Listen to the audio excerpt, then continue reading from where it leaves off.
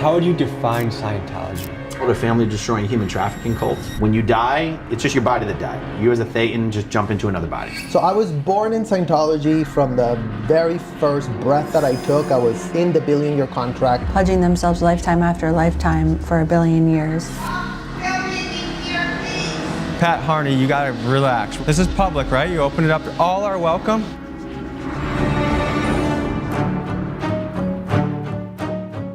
Whoa, whoa, whoa, whoa, whoa, whoa. Wait, where's the private property line? You need to leave right now. Don't touch private me. Property. Don't touch me. It's private property. You need to leave right now. How's this Sea Org treating you? We can help you get out if you want to. Yeah, get out. Don't push You're me. trespassing. Where's the line? Okay. Where's the line? Pepper spray. Now you get out or I'm gonna use it. Before I begin exposing one of America's most notorious cults and reveal to you what they do behind closed doors, first let's get you up to speed on what this religion is. Scientology is a religion that was started by L. Ron Hubbard, a man who also happens to have the Guinness World Record for being one of the most published science fiction writers of all time. It's a bit of a complicated religion, so bear with me, folks. It's based on the premise that a galactic overlord named Xenu brought billions of beings to Earth millions of years ago, chucked them into volcanoes, exploded them with bombs, and created creatures called Thetans, which essentially is this invisible spirit that attaches itself to you and is responsible for all of the negative things in your life, ranging from anxiety, addiction, emotional pain, and more. And the only way to remove these pesky Thetans from your body is to follow L. Ron Hubbard's foolproof process. His methods involve paying boatloads of money to the church for courses called auditing classes, and even signing yourself up for a lucrative billion-year contract to the church. This cult has a shocking list of charges against it made by former members who allege the following. From the age of 2 on, you sometimes saw your parents only once a week. Yeah. I remember we had one nanny. She was like 16 years old, and she was like stuck with like infants. Like, It was, that whole thought process pretty much just stopped at the point where I was like, I don't know what to do about this. In order to investigate this religion for ourselves, we head to Scientology's 2 main hubs, Clearwater, Florida, and Los Angeles, California. What we find is a world guarded by secrecy. We have numerous clashes with church security, we hear heartbreaking stories from former members who were born into the religion, and we observe how Scientology has put a stranglehold on the city of Clearwater. Folks, truth is the most powerful weapon we have against lies, manipulation, and corruption. This is what Scientology does not want you to see. Folks, before I stick my boot up Scientology's ass, I got an announcement for you. These sweatshirts that have sold out many times, we finally restocked. We also have a gray version right here, a new colorway, and also one of my favorite t-shirts we ever made from the Underworld collection on the website, TommyJMcGee.com. See you guys there.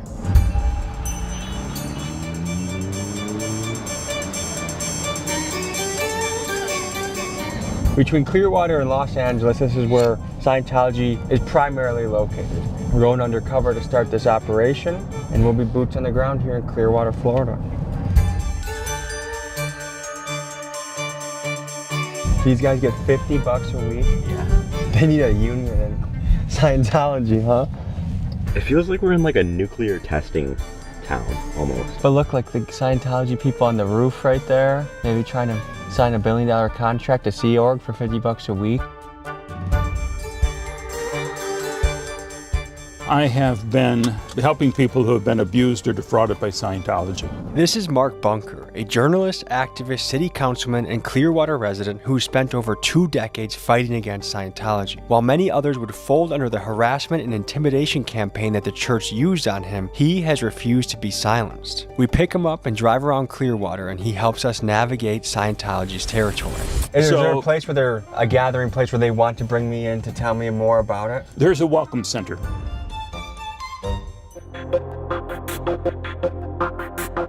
This is the Hacienda Gardens, and this is where the Sea Org members live. They sign a billion-year contract to work for Scientology. The trees are going to cover up one area, or level until, boom, right here. Apparently, Miscavige lives behind those trees. We would be kept up all night and sleep for a few hours under our desk. Basically, any little sense of joy that you had, there were people marching around trying to take it away.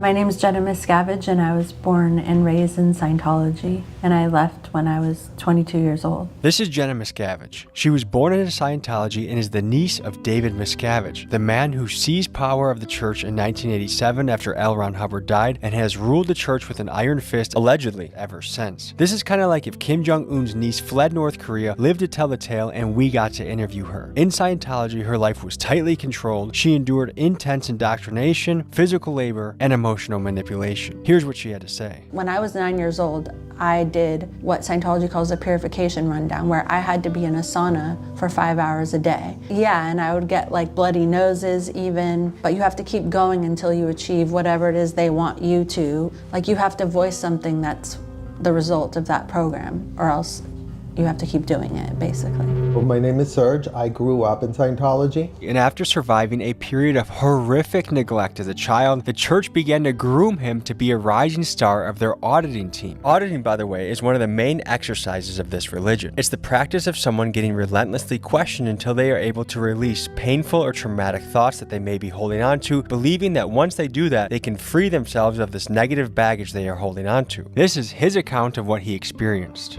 The kids go from the very bottom of the org board, which is like the maids, the ones that are like 14-year-olds doing the beds of the adults that are booking rooms at the hotels, right? They recruit all the little young ones because they can have them do anything. As a 12-year-old, basically, they put me into full-time training. So I was basically studying full-time. In Scientology, they would just call it an auditor. And then at one point that switched where I changed to be training to be the person who trains auditors. This is Aaron Smith-Levin. His mom got him into Scientology at an early age, and after being pushed to drop out of public school at only 12 years old, he spent most of his waking hours working for the church. Now all grown up and free from the cult, he is one of Scientology's most active critics, known for his YouTube channel Growing Up in Scientology. I worked full-time for Scientology from the age of 12 to 26. I was taken out of school to work full-time for Scientology. I never went to high school. I don't have a diploma or anything like that. Aaron's brother and I become like these like child prodigies that David Miscavige and Shelley were very obsessed with because we completed the metering course and got a license. We were the first kids that were able to read the e-meter. For reference, an e-meter is a sort of primitive lie detector that Scientology uses during auditing sessions to see if you are telling the truth. If an e-meter indicates to an auditor that you may be hiding something, even your darkest secret, you will be questioned again and again and again until you reveal that thought. Perfectly on a video and get a pass by Shelley Miscavige, which was like the biggest deal in the world at the time. You weren't just born into any family in Scientology, the Miscavige family. Of course, in attempting to get both sides of the story, we sent multiple interview requests to Scientology to speak to David Miscavige or a media representative. But due to the disastrous feedback they get when they do speak publicly, the church quite simply does not do interviews. In fact, David Miscavige has only done one interview with a journalist, with Ted Koppel back in 1992. You realize there's a little bit of a problem in getting people to talk critically about the Church of Scientology because, quite frankly, they're scared. Oh, no. And since then, and for over 30 years, he has been radio silent except for totally scripted and bizarre Scientology-made media that looks like this. Whatever you have heard, if you haven't heard it from us, I can assure you, we are not what you expect. For a man that rules Scientology like a big tough guy, little David folds like a lawn chair when it comes to any sort of accountability or questions from the public. But there may be a reason for that. Here are some of the allegations against David. You have written a whole book about your son, and you've called the book Ruthless. Yeah. A very, very aggressive style and a tendency to violent outbursts that are physical in nature. And to give you an idea of what type of guy he is, just look at what he did to his own parents that left Scientology. He and the church published hit piece websites about his parents, claiming his dad to be nothing more than a pots and pans salesman who punches his wife, and also adding that he lied about his book, saying that he was not in prison, he was not starved, and he did not have to escape from the church. And then he made his stepmom out to be a lying gold digger who wants to exploit her stepson for fame. My guy Keegan did some digging and found out that after David's parents escaped the church, they eventually settled down in West Allis, which is only 10 minutes from us in Milwaukee. He FOIA requested West Allis police records and found that Scientology paid a private investigator 10 grand a week to tail his dad and give hourly reports on his activities and whereabouts. This private investigator was found with a gun, silencer, and over 2,000 rounds of ammunition in his trunk. Stalking people with private investigators is allegedly a favorite tactic of this lovely church and shows you just the tip of the iceberg of how much Scientology tries to ruin your life if you leave the religion or try and speak out against them. I don't know how many people they squeeze into one apartment. 8 to 12, I believe. From the outside, it looks like a normal Florida apartment complex. What they are is 2 and 3 bedroom units where you've got like 4 bunk beds in the living room, 4 more bunk beds in each bedroom. Like you could be fitting like 15 people, easily 15 people into a unit. Like it's illegal. They'll charge you for the apartment, for the food, for this, that, and the other thing.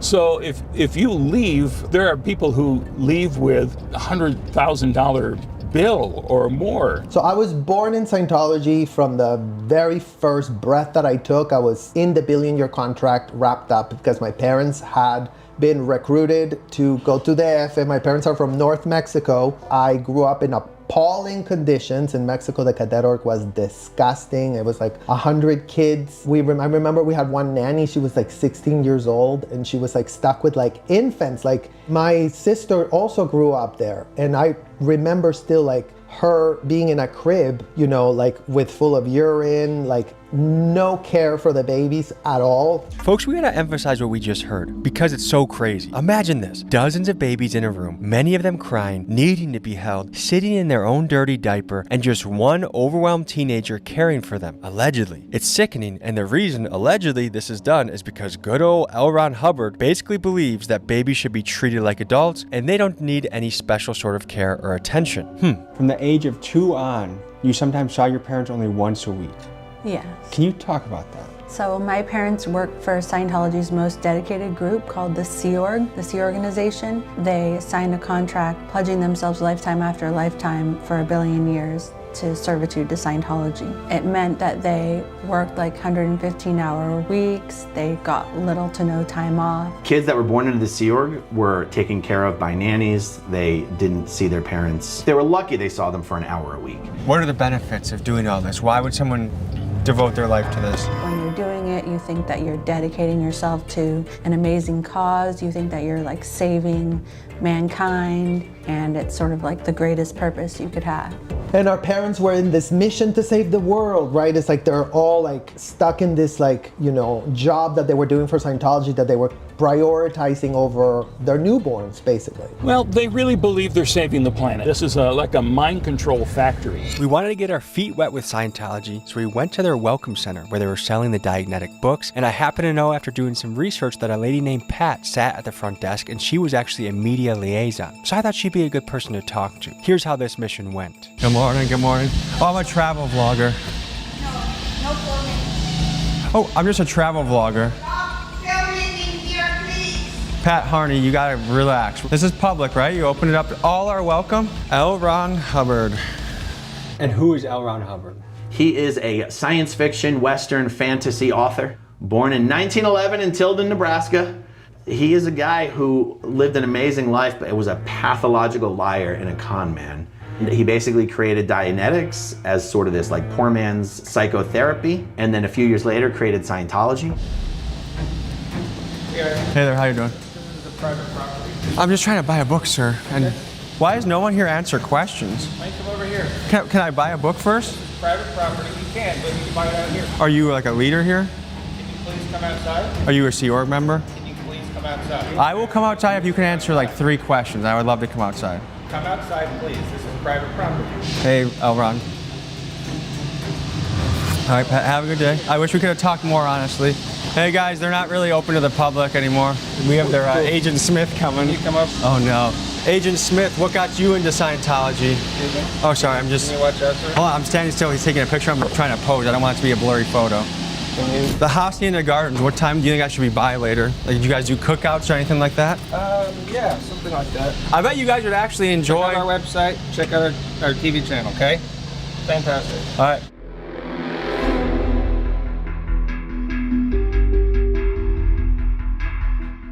They answer no questions. I wasn't allowed to buy the book, which I would have bought the book. I met Pat at the front. Pat is the PR person here. Oh, she's the PR person. No one would answer even one question. Of course not. Next, we went to the infamous flag building to see if we could infiltrate and see what was going on inside. Unfortunately, a call to the Clearwater Police Department had already been made, and as soon as I touched the doors, I turned around and saw the police waiting for me. Looks like the police may have been called and are following us. There was a call on a van, a suspicious vehicle, so. A suspicious vehicle? You guys can film all you want, but just don't antagonize them, I should say. Otherwise, they're gonna do a criminal trespass on you. So that means if you step foot on any of their property, you go to jail. It's silly. But right now, I'm really just trying to talk to one Scientology member that'll answer. Good luck.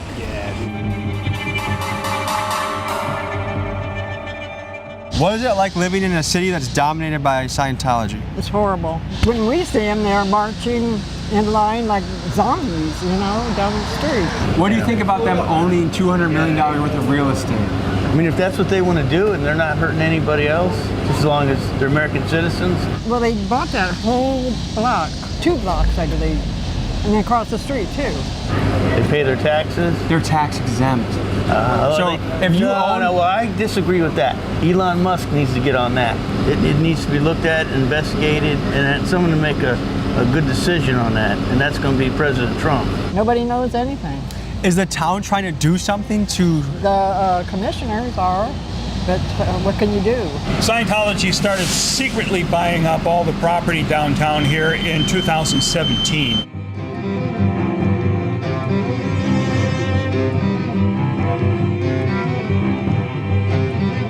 I was working in the hotels, I was doing demolition, I was doing construction, I was doing HVAC, and I was there with several hundred kids from all over the world. I was working 7 days a week, 8 o'clock in the morning to 11 o'clock at night, 365 days a year for 4 years. So a lot of it was training, a lot of it was cleaning, and we did like laundry and clean the rooms of executives, so they would like inspect with a white glove to make sure that we didn't miss anything.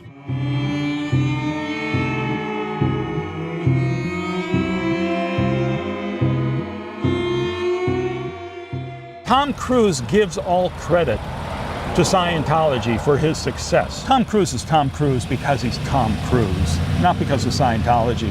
Every single window is closed.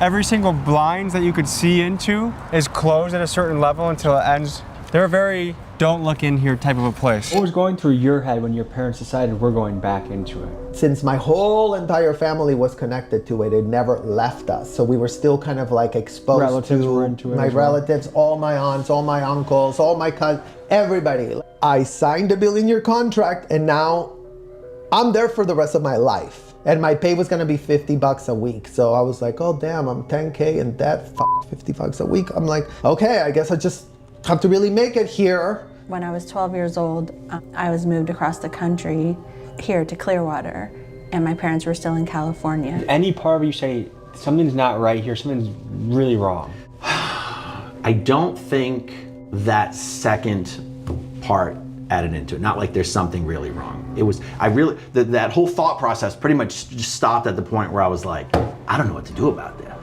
Even the higher ups, like yes, they had some things easier, but that's really mostly at the top. I feel like Scientology is like a game of power, and everybody has to report on each other, and that's how you get to the top, is essentially by throwing other people under the bus. That's the only way you can feel important. The way to happiness? This used to be the Lisa McPherson Trust. This is where we had our offices, right next door to Scientology's OSA, Department of Office of Special Affairs, was right there, the dirty tricks people. Right through there, that was my office right behind these windows here. All locked up. They don't want anyone to see what's going on in there now. Now that they know your cameras are here, this entire several blocks of front groups are shut down. One thing that comes to my mind when I walk past all these empty buildings that look like they're fully functioning offices, but no one's here. Right. It's like North Korea. It's like a very staged play that you're a part of. Yeah. Yet when you look, just peek a little bit behind the surface, like there's no one. All the windows are shut, there's no sunlight coming in, there's no one here.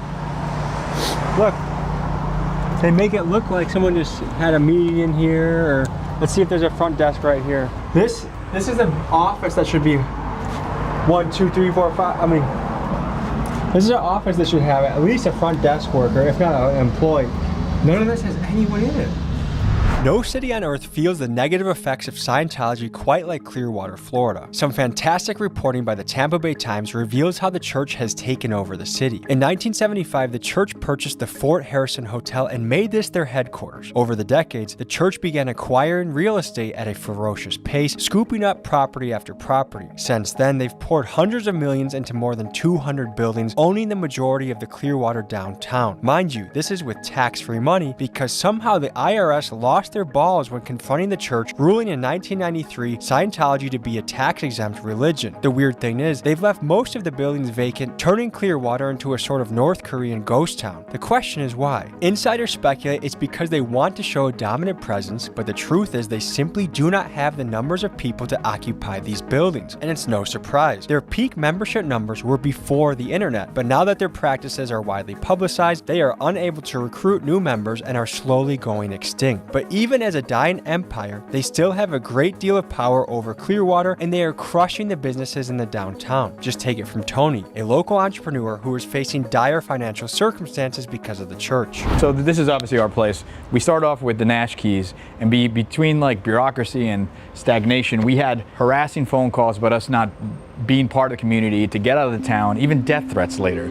But it took us 3 years to get these places open, 1.5 years of permitting. More walls than you can imagine were being put up for us, but we got open. When you say death threats, tell me more about that. Death threats meaning like poisoning, harassing to get the f out of the town. That someone tried poisoning you? No, they allude to that they're going to poison me. Describe what's happened to this block over time and how Scientology has impeded local business from thriving. The way they actually affect it is that the negative stigma that has on it, the overbearing control and presence that they portray. They like to portray like a sense of unity that is disheartening to the most of the community. Is that their bus behind us? Absolutely. They're more organized than our government. And their bus windows are blacked out. Yes, they have very weird things that they do. I've seen a bunch of strange things. This is it. It's a two-story club. It is nice, and in the evening times, I've seen this place just booming. If you want to fight against the empire of Scientology, come into this local business, spend some money, get a cigar, get a drink, and meet this handsome fella right here. Let's take back Clearwater, $1 at a time, like you just said. Do you remember what feelings were going on in your head as a 5-year-old that led to the paint thinner? We had no one to go to. Like, there was no adults around. Like, all the adults were compromised. In 1986, L. Ron Hubbard ends up dead, and because they had seen that a lot of people had left the Scientology because they were treating them so horribly, they would always come back with this amnesty. We're gonna forgive you for all the suppressive acts you committed. If you come back, if you write them down, then we'll forgive you, and then pretend they didn't happen. So that's when my parents got roped back in. They said, you're suppressive because you blew because your child almost died. Oh no, we're gonna forgive you for having left without permission. To really see what's going on in Hacienda Gardens, we got a drone operator that's gonna be able to show us what's happening and also show us their real estate holdings. Nice to meet you. Hey, nice to meet you. Big fan. This is crazy. Did not expect this man. Today. Oh, if you could go over to where the pool is, then that will help orient me a little better. It's like if you want to turn around? Yeah, straight up there. Yeah, and go to the end. That was where. Right here? That was Dave's? The end one, yeah. And my mom. That was the penthouse suite there? It was just 4 condos, and there would always be a security guard posted, sitting across the way looking. It actually won't let me go lower. That's weird. Do you think it's a blocker? That's the only thing I can think of, because it'll let me go up, but it won't let me go back down to where I was. Interesting. It's really odd. And you lived in these apartments for how long? For about 4 years. I lived here for a few years as well. Really? Yeah. Do you remember which block you lived in? Multiple blocks, but one of the last ones was this one right here. And you really can't get out unless they let you out. Like, we would have to come out and tell them what we were doing. Like, if it was on one of the mornings where we would do cleaning, and if we wanted to, like, go to the gas station or something like that, we'd have to like even going for a walk that's outside? The thing, like a normal apartment complex, you know, the magnetic doors, you know, like if you have gates and magnetic doors, usually You can get out. You might need a key to get in. You cannot get out of this apartment complex without a security guard letting you out and opening the gate. Is that D block? Why can't I read it? Yeah, that's D block. Okay, so I lived here in D block. Yeah. Like so towards- interestingly, they actually turned the camera away from us. Oh, that's weird. Anyway, so I lived at the end of D block in like the lower levels. They actually had fixed these ones up to be a little bit nicer. Would you be surprised if they had vehicles patrolling? I'm sure they have vehicles patrolling. Is it that? Are they that paranoid? Yeah. I mean, David Miscavige takes his security as seriously as a head of state. The car's getting in. Let's get in.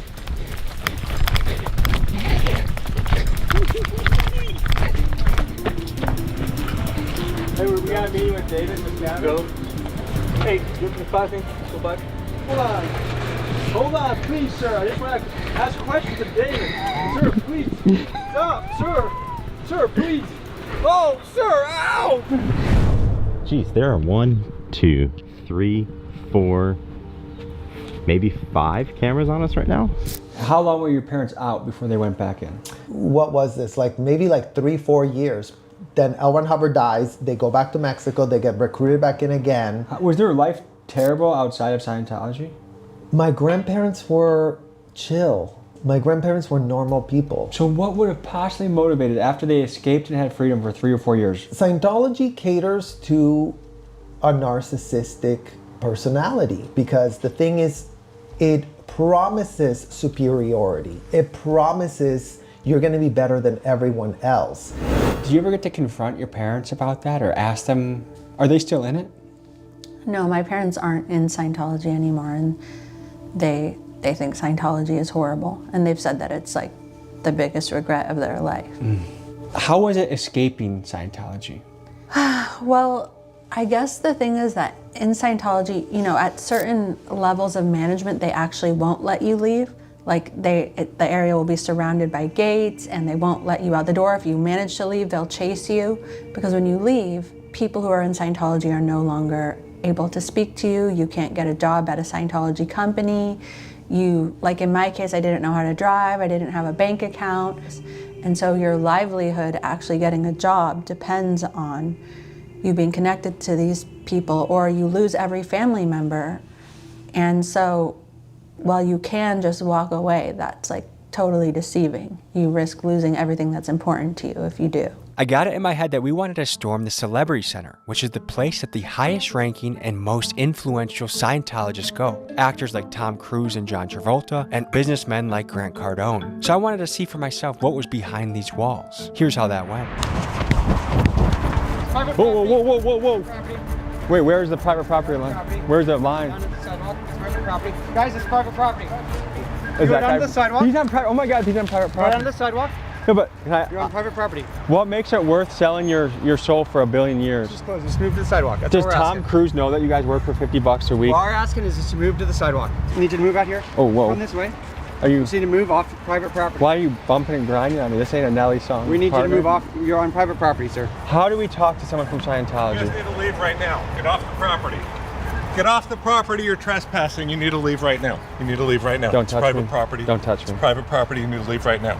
Leave right now. It's private property. All right, we'll be back. We'll be back. Sir, just need. Are you guys pushing me? Stop pushing me. You push me?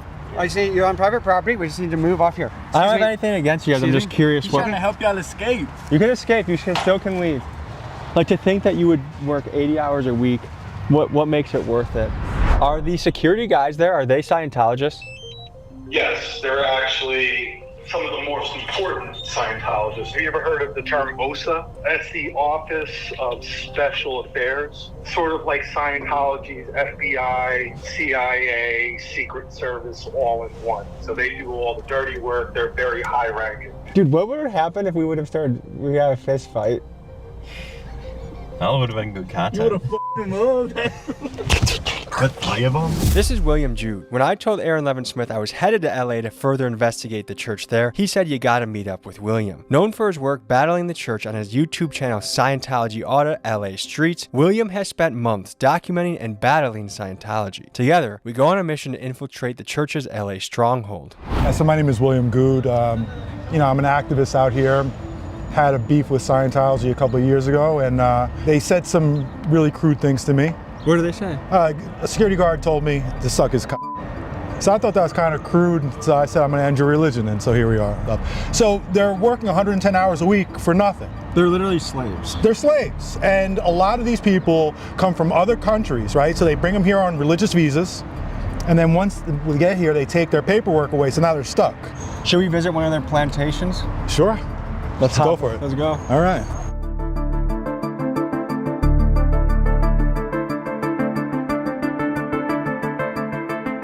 So let's just drive by there real quick so I can just show you how to go about doing it. Then park a few blocks away, and then if you walk in with your cameras, yeah, there's no chance. Because when I come walking on the street, I have to hug the wall so they don't see me. The minute she sees me, she goes, they will literally run in there and close the door. We got our guy, Cheddar, aka Texas Buzz, back for another investigative piece. You may have seen him in the sex, money, murder piece in Dallas, where he infiltrated the prostitution ring. Now we're sending you into Scientology, man. Yeah. How do you feel? I don't know too much about this, so I'm just gonna go in there and be genuinely curious, like what's going on. I think that's the perfect approach. It's gonna be similar to the Clearwater bookstore, so we want to get a fresh perspective. So, Cheddar, good luck on your mission. Gotcha. And no tortas on the way there. Just make it straight to the wall, okay? You. Go get him, Cheddar.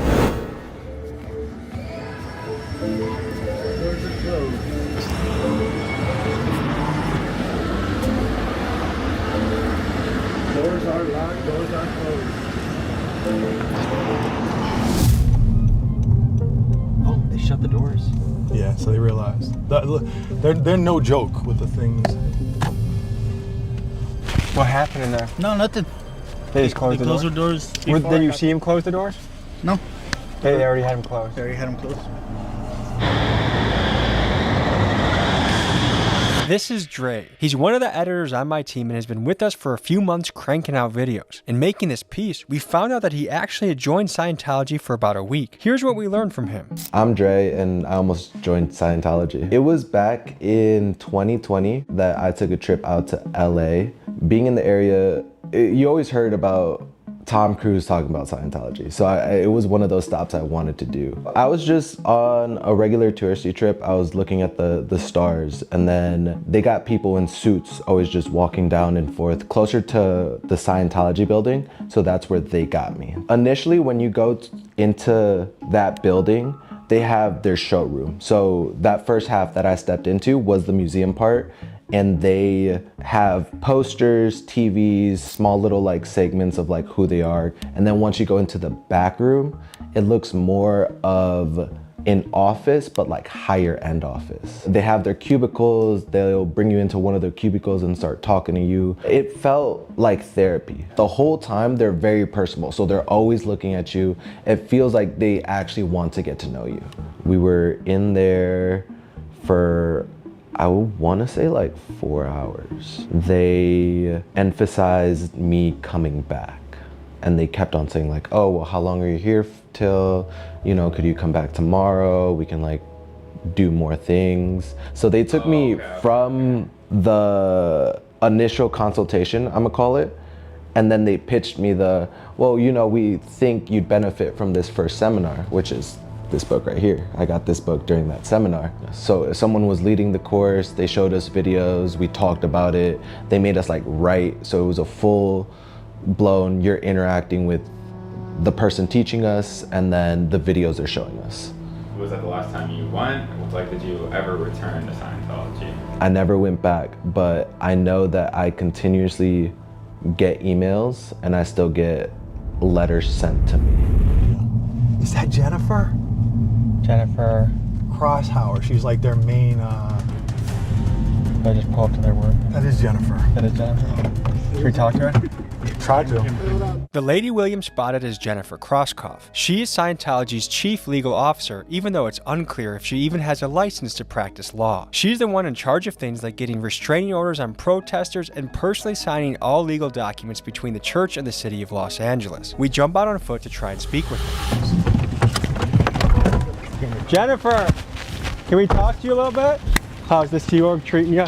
We can help you get out if you want to. Jenny! Stay off the property, you're trespassing. Where does it start? Nope. Can you tell me where the line is? Private property. Let's go. Let's go. Get out of the property. You're trespassing. Get the fuck out.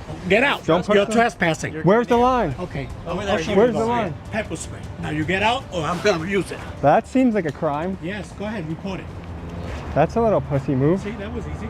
A real man wouldn't need pepper spray. I would love to see the inside. Has any footage really been captured on the inside? Through the windows, but every time we film through the windows, they try to prosecute. You notice something, no windows are open, right? Shades are down everywhere. So with the internet, it's almost impossible for them to recruit. Yeah. Before the internet, when information wasn't exposed, it was a cool hip Hollywood thing. All the LA people were doing it. Monkey see, monkey do. But that ship has sailed. Yeah, the Celebrity Center, the reason they bought the Celebrity Center is that was gonna be their main recruiting spot. That's where all the stars are gonna come hang out, and you know what? I wanna be part of that. That's cool, and they give acting classes there for free? Hell yeah, I wanna go there. Little do you know, it's not really an acting class, you're just being recruited in. But now, because of information, all the younger generation knows. They're like, oh no, that place is a cult. What was the moment that drove you to the point where you said, I gotta get out of here? It's hard to just say one moment because so many things happened throughout my life, so many things that were horrible, so many things that should have been the moment. But it was after a period of time where I had been on a Scientology mission that was in an area where it wasn't as so rigid as the base that I had returned to after, where they weren't letting people sleep. They were like, if you were to fall asleep during an L. Ron Hubbard lecture, they would make you they would first embarrass you in front of everybody by screaming at you. And then they would make you scrub the dumpster with a toothbrush. And we weren't having any time off at all. So it was just getting more and more strict. What made your parents leave? They were at Scientology's international management base. And so they were witness to a lot of things that were going on there, including my uncle, David Miscavige, who's the leader of Scientology, physically beating staff. Like punching him? Yeah, like punching in the face. And my parents themselves were separated from each other for many, many years. This is a loaded question, but do you feel robbed of your childhood? Yeah, actually I do often feel that way. I mean, I don't go around being angry at it all the time. There was a period when I first came out of Scientology when I was angry at certain things that happened, but honestly, once I became a mom, I actually started to get a little bit more angry about my childhood because I didn't know. What's your prediction about the future of Scientology? These stories of how Scientology treats children are going to come out more and more, and people are going to be disgusted by them. So I feel like the more stories that come out into the public, the more, whether it's a legal battle that takes them down or just a public relations or both, it's nobody will join, they'll eventually be bled dry, and hopefully they have some legal battles that they lose as well, and it all comes together. To show you how full of lies and manipulation this church is, just check out this 911 call they made on us. Hey, Northeast Unit 45966, just left 1306 L. Ron Hubbard Way, Church of Scientology. CPR can direct to suspects 45 male whites. No further suspect vehicles. They claimed we burglarized the church and fled the scene in our rental car. Here is us saying hello to the LAPD when they reported to the scene. They're pointing at us. You want to pull up my talk phone? Hey there! That's the entire So apparently the LAPD showed up to the scene. Yeah, just park right here and just walk up. Give my regards to Xenu, okay? Thank you. One thing to question is this. When there are repeated calls to a location like there is with Scientology, typically a city will label the property a nuisance property, which means the property in question must correct their issues or face legal action from the city. So why is it that Scientology can blatantly lie, allegedly, and disproportionately use city resources without repercussions? And keep in mind they are doing this as an entity that does not even pay taxes. All right, folks, that was a look into the world of Scientology. If you'd like to see more of William's stuff, his Instagram and YouTube is tagged in the description. Thank you guys for joining me on this journey. Don't join a cult. We'll see you next week. And my final thoughts is I send my regards to David Miscavige. Peace. Folks, after seeing all this, you might be wondering a few things. Like, number one, why in the fuck has the FBI not kicked down this place's door, raided them, and gotten everyone responsible for child neglect and the other insane behaviors allegedly arrested? The other thing that comes to mind is how in the God's green earth is this place tax exempt after amassing a multi-$100 million real estate portfolio? I guess I'm gonna start my own religion so I can get rich too. Folks, I don't have all of these answers, but what I do know is this: if you send me other leads to cults, churches, people that need investigating, I will go boots on the ground. So send me leads to TommyGMcGee123@gmail.com and I will report for duty. I love you guys, fuck Scientology, and see you next week.